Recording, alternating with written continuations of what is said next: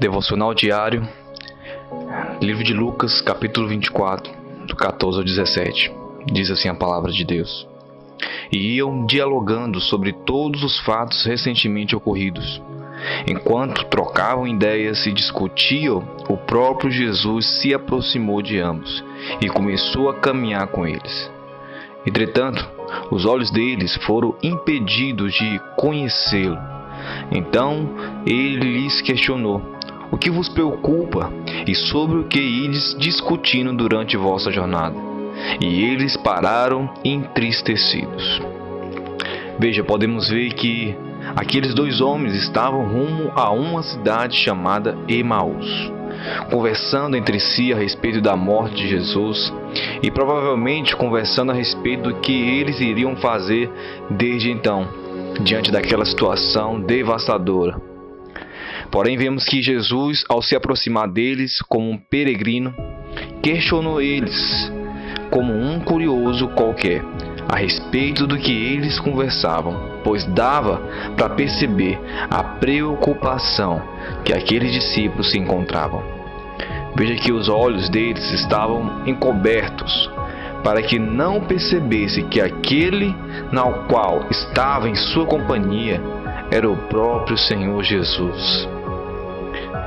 Veja que o ponto principal desse texto que quero explicar nesse devocional é justamente essa palavra, preocupação. Podemos colocar aqui a preocupação, como a causa da ansiedade. E essas duas palavras andam juntas. A preocupação ou a ansiedade são coisas que sempre sobrevêm sobre nossas vidas durante o nosso dia a dia. Ficamos preocupados diante dessa pandemia que estamos vivendo. Se teremos ainda um trabalho, se teremos comida em nossa mesa, ou se iremos conseguir pagar nossas contas. Viver preocupado é querer viver o futuro que não nos pertence ainda. Já o grande mal da depressão que muitos vivem é justamente viver preso ao passado, que não voltará mais. Tudo que o diabo quer é nos levar a viver ou o futuro ou o passado, e menos o presente, e menos o hoje.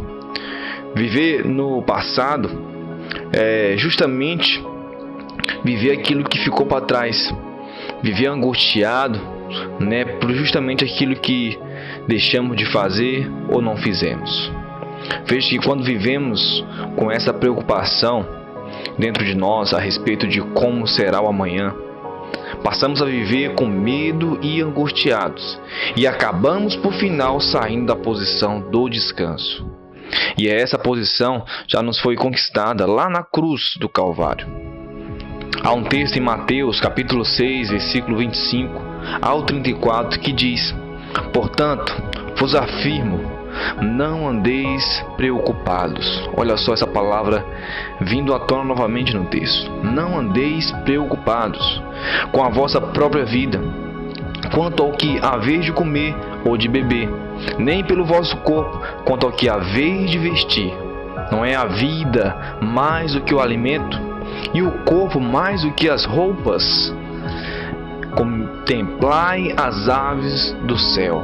Não semeiam, não colhem, nem armazenam em celeiros.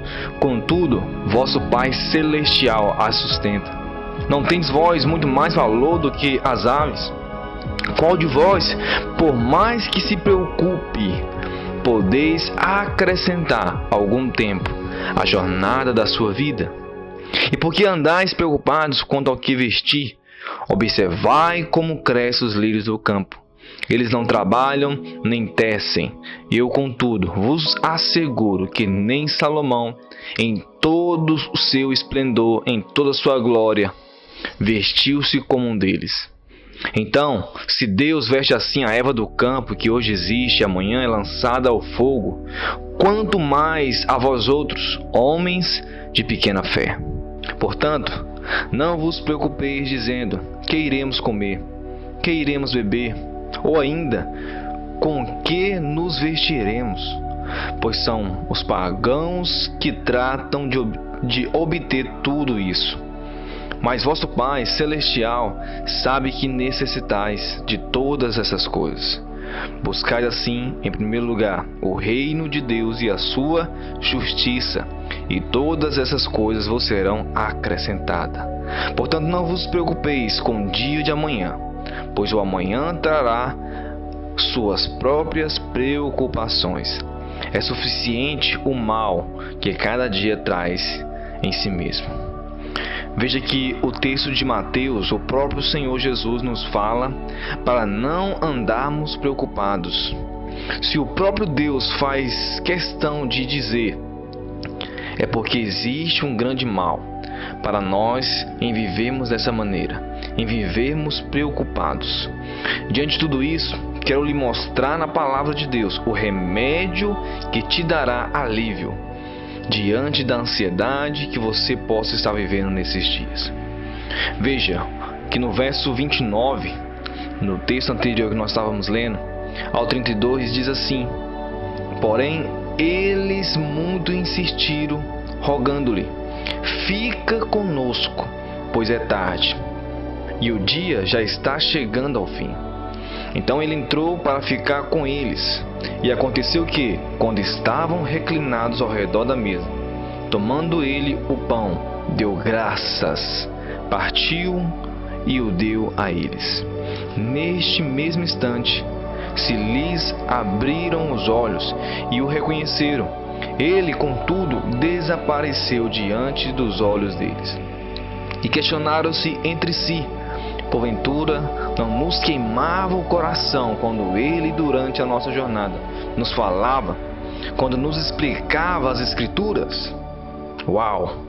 Podemos ver que o único momento em que os olhos daqueles discípulos só foram abertos para perceber que aquele que com eles estavam era o próprio Cristo foi quando eles se assentaram na mesa, agradeceram e partiram o pão.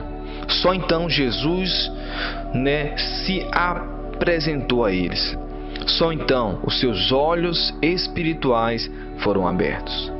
Veja que a posição que Deus quer nos levar a viver é a posição do descanso.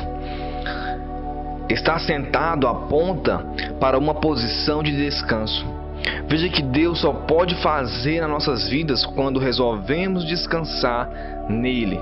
De fato é um grande paradoxo, pois se eu trabalho, Deus não trabalha ao meu favor. Mas se eu entro no seu descanso e decido confiar de que Ele irá fazer em meu lugar, só então Deus se levanta para trabalhar por mim. Veja que nós não precisamos fazer nada, pois a glória não pode ser nossa apenas. A glória tem que ser dele. Se tentarmos fazer tudo na nossa força, aonde estará a glória de Deus? Certamente não daremos glória a Ele, pois foi na minha força que fiz. Logo caímos no engano de que podemos ter o controle de tudo. Deus quer te levar nesses dias, meu irmão, a águas tranquilas, onde no devido tempo você irá dar os seus frutos, onde você não terá suas folhas murchadas pelo calor e pelo deserto, mas pelo contrário, você viverá dias felizes e alegres, pois é Ele que nos conduz aos pastos verdejantes. Aleluia! Estar assentado aponta para descanso, meu irmão. E é uma vez que nos colocamos na posição do descanso, de estarmos assentados à mesa, só então podemos desfrutar do banquete. Podemos comer do pão vivo que desceu do céu, que é a sua palavra, que é o próprio Deus, pois um dia o Verbo se fez carne e habitou entre nós. Veja que é uma ordem de fatores para a palavra de Deus gerar vida dentro de nós. Há uma ordem. Primeiro precisamos estar assentados. E isso aponta para o descanso, para só então recebermos o alimento que é a palavra de Deus. Para encerrar esse pequeno devocional, eu quero ler com você um último texto da palavra, que fala a respeito da parábola do semeador. Aonde nesse texto lá aponta que uma semente ela caiu à beira do caminho, e logo essa primeira semente ela foi comida pelas aves do céu. Outra caiu em um solo rochoso, onde secou por causa do sol, e logo ela morreu.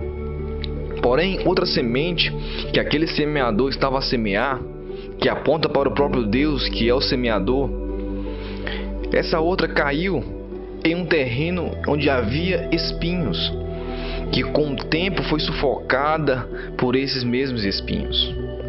Mas porém teve uma quarta semente que ela caiu numa terra boa, e essa sim, ela pôde produzir muitos frutos. Sabe, o texto diz o seguinte, no versículo 18: portanto, atentai para o que significa a parábola do semeador.